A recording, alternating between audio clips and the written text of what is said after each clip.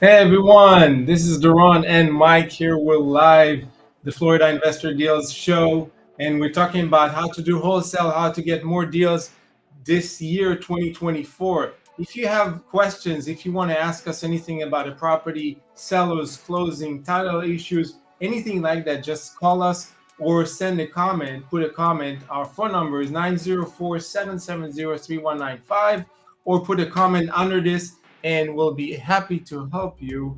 So, Mike, how was your week? It was a great week this week. We got a lot of potential contracts. Obviously, getting the deal closed and getting the contracts to go through is a whole different story. But we got a lot of people that really wanted to sell this week. And the number one thing that we did to get those people was just do a ton of creative types of marketing. We marketed to those people, and then we continuously followed up with them. And they turned into contracts, and those contracts can turn into potential deals. So the main thing actually is marketing, right? Of course. That's I think that's the number one in wholesaling is talking to people and marketing to get more people into your system, marketing into to get more sellers leads, more buyers leads. But let's talk about marketing, right? Because I want to actually get deep into marketing. It's a big question. How people ask us all the time, how do you get so many sellers? How do you get so many contracts going on? So what do you think, Mike, is helping us to get more sellers into our system every week? I think there's a lot of things that need to be that need to kind of go in line here. Like the list that you have matters, the accuracy of your skip tracing, and then your method of reaching out is very important. Right. So my question to you, Duran, is like, what do you think is the best way to reach out to sellers these days? Like, how do we get those lists that are good? How do we find the right skip tracer, and how do we reach out to them? Wow. So you ask a lot of stuff. But if I'm going to answer you for your first questions, what's the best way to reach out to those sellers? I would say probably either calling or texting. Besides of doing off market, which is sending them letters, it takes so much time and stuff like that. But I would text them and I would call them, calling every day. All the sellers that you have on your list. Now talking about list, you gotta have a good list, right? Don't go to the pre-foreclosures or the tax auctions because those are the lists that everybody goes to. Anybody that is any video you see on YouTube that pops up when you say best wholesale list, don't do that. Yeah, everybody talk about pre-foreclosures or tax deeds, tax liens, tax auctions. Those are the lists that everybody goes after. So we're talking about other types of motivated sellers, right? Other people that try to sell their property, couldn't sell it, investors that bought the property but got stuck with it, for sale by owners that they're already on the market to sell but they can't sell. So let's say 90 days and up. Those are the people that are going to be much more motivated to sell. I see that all the time. Somebody's trying to sell their property, they can't sell it on the market. Now they're off the market. If you reach out to them with the right offer, with the right terms, you'll be able to do that deal. Right, exactly. And how can people go about finding some of these lists? So, I mean, you can go online and do a scrape, and you can find a text, list source or prop stream, all of those, softwares where you can download a list, but you have to have the right filters. Right, but then if you have the right list, but the contact information is inaccurate, it's not going to work. So Right. how did they go about finding the right skip tracer, somebody that can get them? Yeah, skip tracing is a very very important task to find. You got to have a good skip tracer. You got to know that the numbers are good, and when you reach out to the numbers, you have to make sure that you're talking to the right person. A lot of people that we reach out to, they say, yeah, I want to sell, but then you get into the details and they don't know anything, and then you find out that they're not even the owner of the property. Right. They're just messing with you. So you got to have a really, really, really good skip tracer. Yeah, it's even like for us, we pay a little bit more in order to get very accurate skip tracing information. And I wouldn't just trust anybody that says that they can get you accurate skip tracing, because there's some that can and there's some that really cannot. And you kind of just have to do a bunch of trial and error to figure out which person or software that does skip tracing is the best one?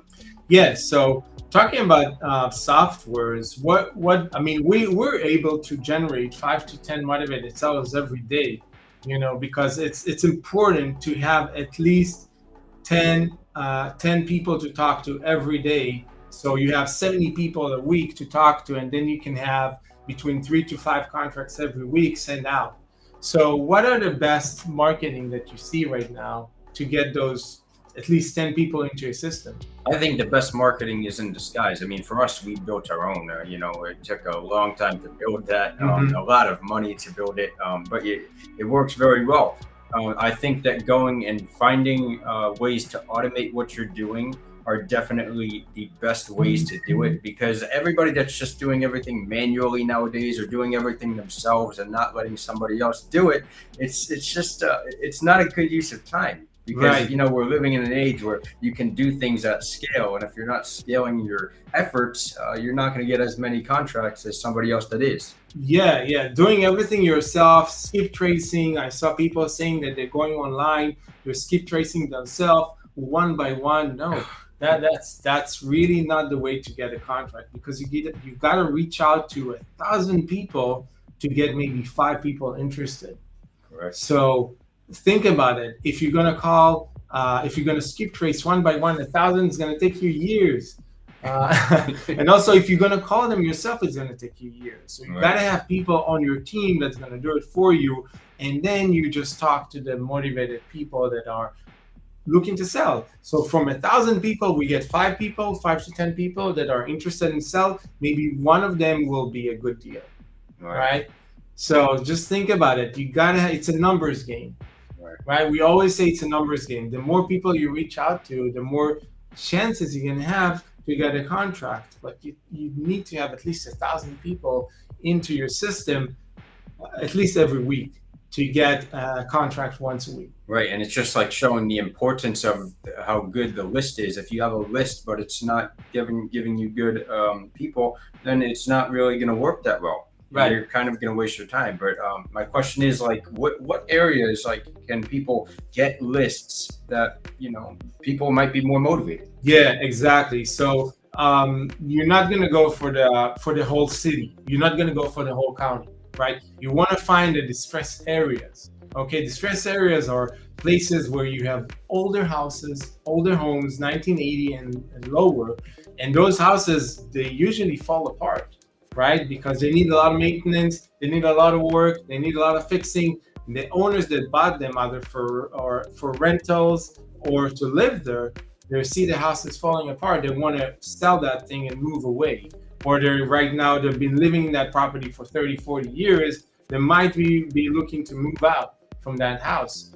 So a lot of investors bought those properties between 2012 and 2020 before the market went out. So those old houses that investor bought, they now want to sell it out, cash out, and get more houses, better properties. So they want to sell it. So they're going to be motivated. The worst houses, they're going to be more motivated because they have to put a lot of money into renovation every month, every year. Right. Those are the areas, not new areas. Don't go to the high-end areas and try to do like a luxury flip. I mean, if you do a fix and flip, maybe. But if you want to do a straight wholesale, buy, sell and flip it fast, those are going to be older houses. My thinking with what you're saying is that go into the distressed areas that are kind of when I think about that, some of those areas might have like a high crime rate. Like somebody who's a client for our service, they were interested in Camden, New Jersey, which is have the highest crime rate anywhere. Right. So obviously there's a lot of distressed properties, but it's a very high crime rate. Yeah. So what's your thinking there? Yeah. So he's gonna go buy it and rent it out. And for renting, it's great. He's not gonna live there, but he's gonna either buy it super cheap. He's gonna rent it out. The return on investment is gonna be super high. That's a great investment. Or there's a lot of people coming into that area because it's so cheap. They want to move to a cheaper home, so they're going to be able to buy that house. So he's fixing and flipping, and that was a great strategy back in the 2000s, people were buying houses for 40,000, fixing them for 20,000, and selling them for 100, and not in a great part of town, but they were able to do so many, so many at a time, and that was a great market. Doing that in those little pockets of town where not everything is developed, you don't have everything, and it's a little bit not a great part of town, but you can flip houses much faster. Right. And what do you think? You just talked about how luxury areas versus non-luxury areas. What do you think is the best price point for wholesalers? Like, after what number is it going to become hard to go and sell those properties to buyers? Yeah, it really depends on the market. So I would go to the median price of the state or the county or the area that you are and look for lower than the median price, right? And if you want to find if you want to do it faster, then you have to be in the lower end of the prices. So if houses are selling for 300, you want to find houses for 100 or 150. It's going to be easier to sell it. It's going to be easier to flip that contract. Right. But if you go to higher houses, let's say in the million, in the 2 million, and you try to wholesale that thing, it's going to be hard to find a buyer to do it unless you have the buyers list. So those kinds of properties would be better for realtors. That would be better for realtors, or that would be better if you already have the buyer or developer that wants to do that kind of deal. Right. There's not a lot of people that are doing that right now. So if you are able to get those kind of sellers that want to sell higher end properties, those are great for realtors. Right. And I also, before the call, we were talking about how going for the low end wholesale might not necessarily make you less money than doing the high end wholesale. Right. You're talking about volume, doing more houses, or even the profit margin is going to be higher because you're able to negotiate the price much lower. Yeah.